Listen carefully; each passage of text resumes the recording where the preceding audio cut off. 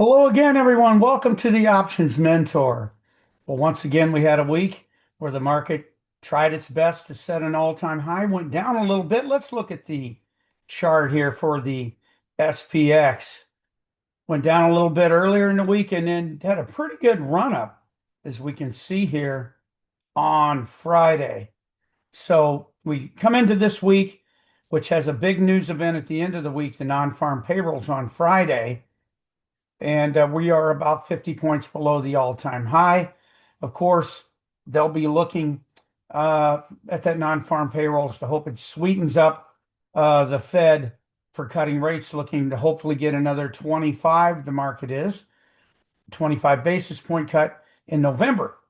But we'll have to see how all that materializes. Now, with that run up there on Friday and the SPX, of course, that brought volatility down. Pretty good drop. Nice red bar there on Friday in the VIX. So we came down a little bit lower, but we are in for a week that has some news to it. So we got to be careful here. We want to do something that gives us a good amount of width so that the trade doesn't get in trouble quite as easily. So with that idea in mind, what I'd be looking at here is to go out to the 10th and sell the shorts and buy the longs on the 13th for a double diagonal. And we've been using calendars, had some great success with them.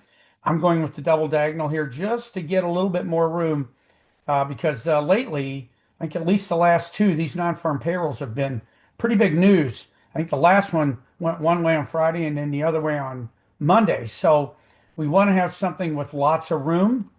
And we also don't want anything on that expires this Friday because I believe you'll wait till Friday for the IV in your short to release if you had the third as your short. And there you'll be waiting till expiration day to be able to get out of a trade. And then it gets really dangerous, right? If it makes a big move, you can't really do anything about it. You can't repair a trade on expiration day. So we want something that gives us more time just in case. What if we had to take it in early next week? We certainly can. Doesn't expire till the 10th. And now with this setup here where I bought the 66.90, sold the 95. Now this is based on Friday's close of 66.43. As always, you need to move things around based on where we're trading. And of course, if something crazy happens overnight and we're down 80 tomorrow, I wouldn't be doing this. So if you buy the 66.90, sell the 95, and then down at the 6600, a little closer there, it doesn't bother me because the long vega of this trade is long 128 per contract here. That will help you if the market goes down. So you buy the 6600, buy the 6590. Just to revisit here, why do I go 5 points wide on the call side and not the put side? Well, let's just take an example. What if we go to 6580? The way it's set up, the way I would do it, you're down 42 bucks. But what if we have this 10 points wide and we go to 80? You're down over $100. So you're also better off if it goes up. But what we're looking for in non-directional trades is some symmetry on the edges. You can see here, we have fairly equal damage in either direction if it gets too far afield. You don't have one that's really getting hurt a lot worse than the other. That's why I like to do things this way. Let me get this out of the way here so you can see the whole thing a little bit better. But you can see this is a very wide, complex trade. I was looking at the expected move, even by the end of the week. It's less than 90 bucks, about $87 or so. And if we look at that, what if we just go up 90? Well, if you went up 90 here, you would be, still within the graph, right? That's a good thing to have. And if we go down 90, once again, still within the graph. So this gives you a lot of room, even considering the expected move. Now, that's not the be all and end all. Expected move can certainly be bigger than or less than, or that whole expected move can come in one day. You just never know. But it's a pretty good parameter to see the amount of tension that's built up in the market and how far things could go. I like it better than I used to do. Way back we used to do like standards of deviation, but those I just haven't been impressed with how those have been. working over the last several years where you would have just multiple standard deviation moves, which is not supposed to happen.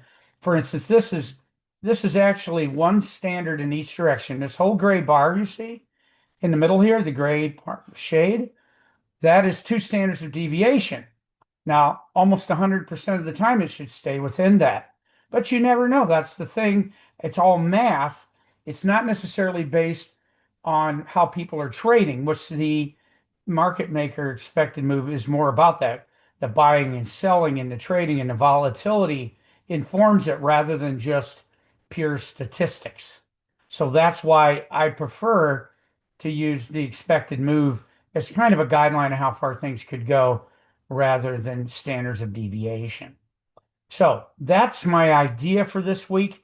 Like I said, if you put this on a Monday, you do it later in the day, base it on wherever we're trading at the time. Let's, be careful there. I mean, we don't want to do this if something huge changes in the market tomorrow, particularly if we go down 70 or 80 points. You might want to wait another day because often those have follow through. So we got to be careful, particularly with down moves. Very often have 2 or 3 days of follow through. Or more likely, when you have a really big up move, if you get follow through, it's usually a little smaller, not as violent like you can be on the downside. So we want to be careful if there's a huge down move. But if we come into the week, not much going on, maybe some up moves. Up moves don't bother me at all. We could open up 80 tomorrow. I'd want to do this trade, or maybe even a calendar, even more, because volatility would come down. So that's fine. Just be careful if there's a big down move tomorrow. But that's what I got. Make sure you hit the like and subscribe and notify button here on YouTube. And check out all my links so you can join me every day and be part of my trade alert service, doing very well. Over at arimer.com, you can see the links for that in the description. You can do arimer.com/Mark and see all of my stuff. So check that out. I appreciate it, and I appreciate you being here. And I'll be back next week with another edition of the Options Mentor. Bye-bye.